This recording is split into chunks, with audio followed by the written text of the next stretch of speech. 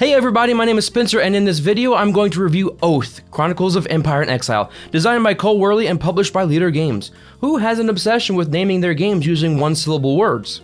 What's next? Tooth? A game where players compete to be the best Tooth Fairy? I'd pay money for that. Something you don't have to spend money for is my content, for which I spend hours writing, filming, editing, and posting. You can support me by simply subscribing to the channel, or by becoming a patron at patreon.com/heylightenup. Now let's talk about if you should support Leder Games by purchasing Oath. Now this is one of my most anticipated games of 2021. To see what else I was excited about, check out the video linked above and in the description of this video. But as I write and now read this script, I don't really know how the review is going to turn out. I may not form a solid opinion until the very end, or I may not come to a conclusion at all. How frustrating would that be? Very. Let's start with what I know to be factual, and that is just a quick glance at what the game is. Oath is I don't even know what kind of board game for 1 to 6 players. Look, there's some war, negotiation, campaign, and area majority elements in there, so I'll let you come up with what type of game it is. In the game, various factions are essentially vying for control over a fantastical, ancient empire. There are 5 exile factions to choose from, which are mechanically identical. Then one other player will play as the Chancellor, who has a varied setup and unique win conditions. Now this is an asymmetrical game, meaning players use different rule sets and have different win conditions from each other, but nowhere near as asymmetrical as a game such as Root. Well, how does one win the game, Spencer? Well, for this I'll defer to the rulebook. No, that's too much to read. Instead, here are the 4 possible endgame conditions: Usurper win, Visionary win, Stable Regime win, and War Exhaustion win. Look, I don't have it in me right now to explain how those all play out. There are rules, sub-rules, and bulleted lists explaining the details, and to be frank with you, not Spencer, it's not my job to tell you how to play the game. Go read the digital version of the rulebook or watch a how to play video. There are a million of those out there. In fact, if you're even considering purchasing the game, I highly recommend you watch a tutorial video. You need to know what you're getting into when you pay the $120 retail price on this game. Oath is complex, but not necessarily with regards to the rule set.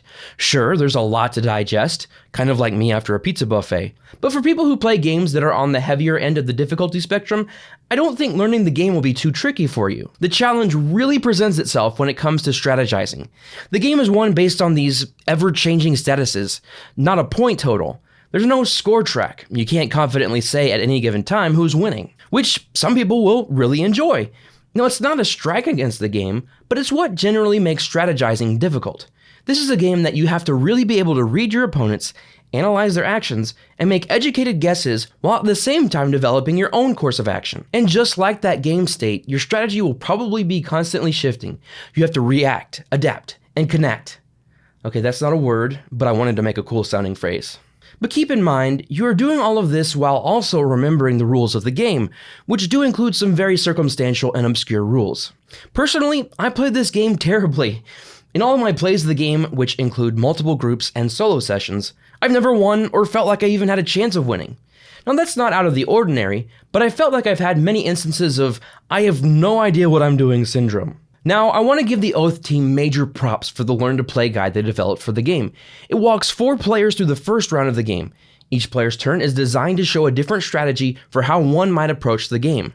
Whether you want to win by having an economic engine or rule through force, it really helps you understand the kinds of actions you should take depending on the strategy you choose to go with. So that proves that you can have a strategy, but I certainly don't have the brain to develop one on my own.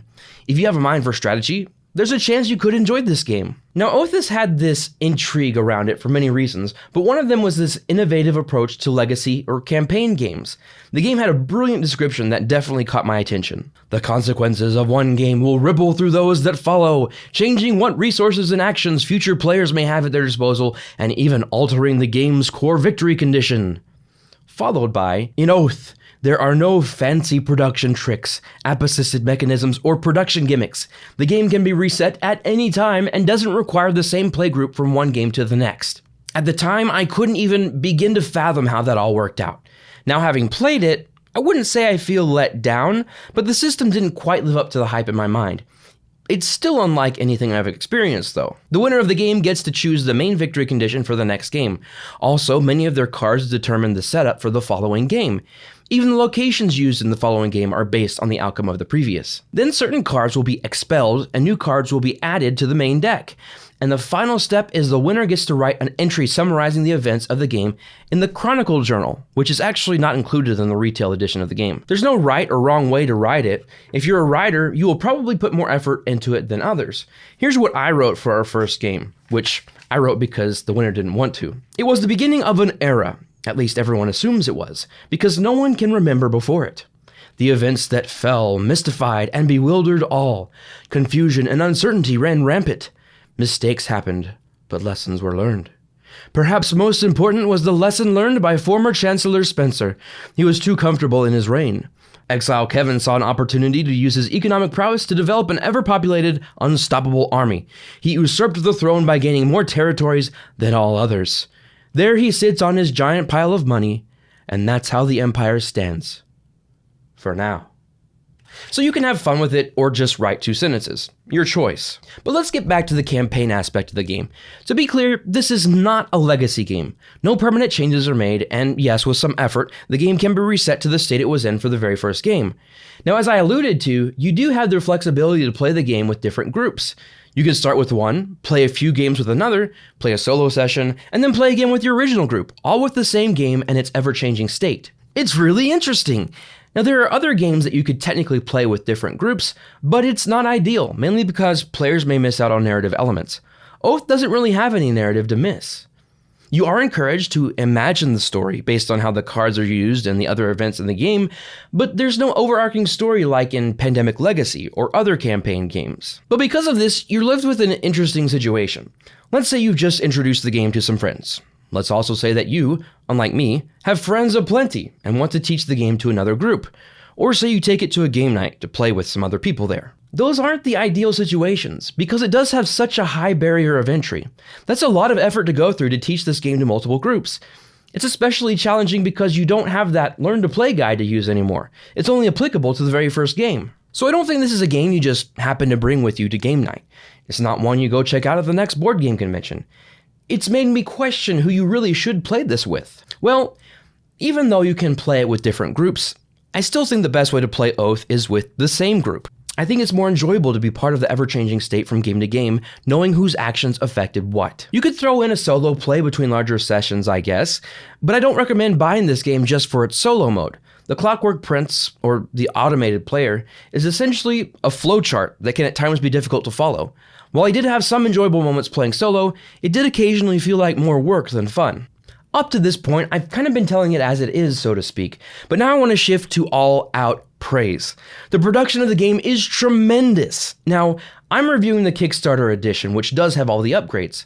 The journal, secrets, metal favor coins, and card sleeves must all be purchased a la carte if you just buy the retail edition of the game. Regardless, the art, components, graphic design, box, anything physical in the game is a delight to handle and behold. Alright, I think it's time for some final notes. First of all, get rid of all preconceived notions. Oath is its own thing. Don't expect Root. This is not Root. Now, one might consider this game to be an acquired taste. Well, I certainly do. Many people will play this game for the first time and have no idea what just happened. I think there will be a large group of people who can't tell whether they like the game or not. But I will stand by this statement. Gamers will grow to enjoy Oath more as they play it. This isn't one that gets stale after a few plays. On the contrary, the more you understand the strategies, the nuances of the rules, and experience the game's history, the more your love of it grows. Which, by the way, is also another reason why you don't want to introduce it to a new group after several plays. You'll have a huge advantage over the new players, and there's not really a way to balance that. Be patient with the person teaching the game if it isn't you, and maybe even watch a tutorial before you play the first time. Now, the game can range in play time considerably. At the most, it lasts 8 rounds, with each round lasting who knows how long. My first play took over 3 hours, but of course, the first play is always longer. I guess the best approach is to just prepare for at least a 2-hour game that could possibly take a little longer. I feel like this review has somewhat of a neutral to negative slant to it, but I want to clarify that I do think Oath is an excellent game.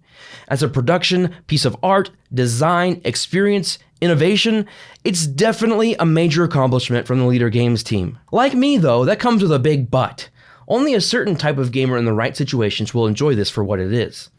The purpose of this review has been to inform, not necessarily to persuade. I don't want people to go into the game with certain expectations and be let down and let that experience influence the overall reception of the game. I don't want gamers to trash it simply because it isn't what they expected it to be. I hope that makes sense. And by no means should you give it a pass, but you should absolutely be aware of what the game is trying to do versus what you think it should do. What is it trying to do? Well, I'm not Cole Wehrle, sorry to disappoint, and I don't work for Leder Games. But my inference is that they wanted to create an experience that groups of gamers can share from game to game, being able to look back at each session as a part of a rich history that they had a hand in developing.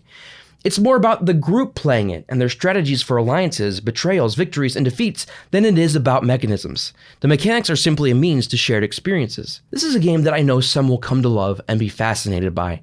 People will anticipate their plays and languish the time between sessions, but that takes commitment of both time and brain power. If you don't have the patience, the group of gamers, or the desire to play the game over and over and over, then you should probably pass. Well, that's all I have to say on the matter, at least for now. If you have any specific questions about my experiences or the game itself, please leave a comment below and I'll gladly answer it. Or, if you feel more comfortable with an email, I'm always open to that. Just send it to lightenupinitiative@gmail.com. Thank you so much for watching. If you found this review informative, please give the video a like and subscribe to the channel. Together, we can shape the history of Lighten Up. And finally, please consider supporting Lighten Up financially on Patreon by becoming a patron at patreon.com/heylightenup. For just $3 a month, you'll gain access to our private Discord server where we chat about games and sometimes make fun of me. Until next time, don't take the board game hobby too seriously, just lighten up.